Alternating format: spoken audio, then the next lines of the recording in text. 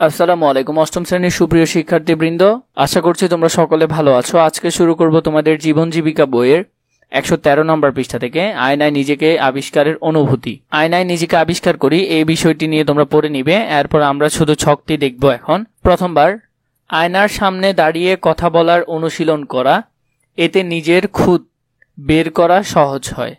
পাশাপাশি ভুল উচ্চারণ, অঙ্গভঙ্গি নিজেই সংশোধন করা, নিজের আত্মবিশ্বাস বাড়বে। দ্বিতীয়বার, প্রথম দিনের অনুশীলনে অনেক ত্রুটি ধরা পড়েছে, আবার আশেপাশের লোকেদের কথা বলা লক্ষ্য করি, তাদের দেখে নিজের আত্মবিশ্বাস বাড়াই। আবারও ভালোভাবে পড়ব মনে করে আয়না দ্বিতীয়বার দাঁড়াই।